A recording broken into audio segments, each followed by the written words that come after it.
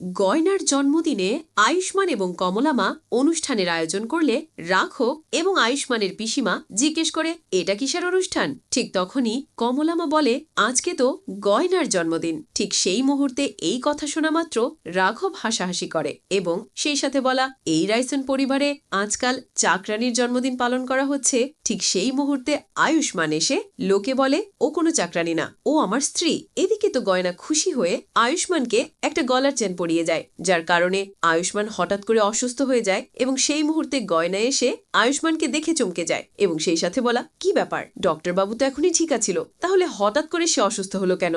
আমার এই সেন্টের জন্য না তো। ঠিক সেই মুহূর্তে গয়না চেনটি খুলে দিলে আয়ুষ্মান একদম ঠিক হয়ে যায়। শুধু তাই না, এরপর তো আয়ুষ্মান এবং গয়না রাত হলে ঘুমিয়ে পড়ে, যার কারণে মধ্যরাতে উঠে রুমের বাইরে বের হয়।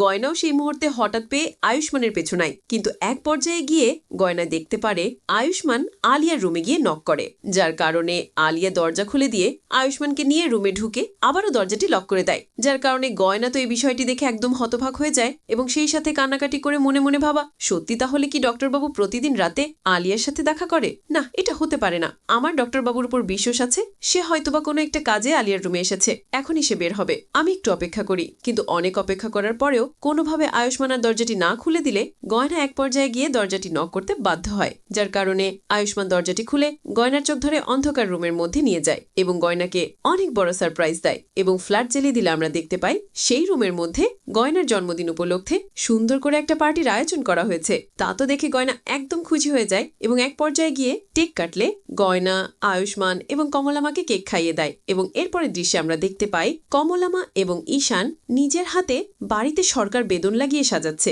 ঠিক তখনই রাঘব এবং আয়ুষ্মানের পিসিমা এসে বাড়িতে এইসব দেখে রাঘব তখন কমলামাকে জিজ্ঞেস করে কি হচ্ছে এসব। কমলামা তখন বলে আজকে তো আমাদের গয়নার জন্মদিন, তাই তো ছোট্ট একটা অনুষ্ঠানের আয়োজন করেছি। ঠিক তখনই রাঘব হাসাহাসি করে এবং কমলামাকে বলা এই রাইসন পরিবারে এমনও দিন পড়লো যে চাকরানি জন্মদিন পালন করা হচ্ছে। তখনই আয়ুষ্মান এসে সকলের সামনে বলা গয়না এবারে চাকরানি নয়, সে আমার স্ত্রী।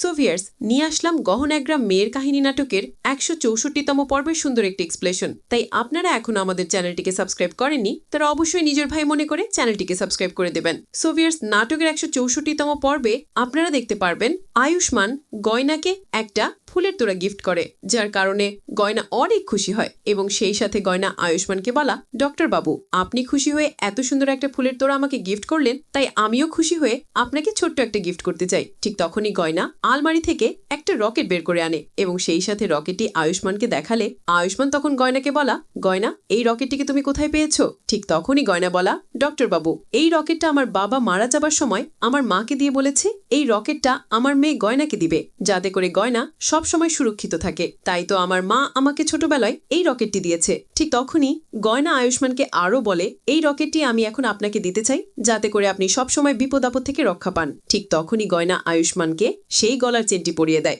যার কারণে আয়ুষ্মান একটু অস্বস্তি বোধ করে এবং গয়নাকে বলা গয়না তুমি একটু থাকো, আমাকে ইম্পর্টেন্ট একটা কল করেছে, আমি বাইরে থেকে কথা বলে আসি। এরপর আয়ুষ্মান ওখান থেকে চলে গেলে গয়না তখন মনে মনে ভাবা যে কোনো ভাবে হোক আলিয়াকে আমাদের বাড়ি থেকে তাড়াতে হবে এবং এরপরের দৃশ্যে আমরা দেখতে পাই আয়ুষ্মান তো সুরক্ষা রকেটটি পড়ার কারণে ধীরে ধীরে অসুস্থ হয়ে মেঝেতে পড়ে যায় এবং সেই মুহূর্তে আলিয়া আয়ুষ্মানকে ধরে বলা আয়ুষ্মান তোমার কি হয়েছে, তুমি ঠিক আছো তো? ঠিক তখনই আলিয়া ফোন বের করে বলা আমি ইন্টারনেট থেকে দেখে নেই তোমাকে কিভাবে সুস্থ করা যায়। ঠিক তখনই গয়না এসে এই অবস্থা দেখে হাতে থাকা খাবারের বোলটি ফেলে দেয় এবং আয়ুষ্মানকে ধরে বলা ডক্টর বাবু আপনার কি হয়েছে? ঠিক তখনই কমলামা এবং ঈশান সকলে ওখানে চলে আসে এবং গয়না তখন লক্ষ্য করে আয়ুষ্মানের গলায় দেখতে পায় তার গলা লাল হয়ে যাচ্ছে, যার কারণে গয়না ভাবা ডক্টর বাবু তো ঠিকই ছিল, এই সুরক্ষা লকেটটি পরে দেওয়ার পর থেকেই ডক্টর বাবু অসুস্থ হয়ে পড়ছে। দেখি তো।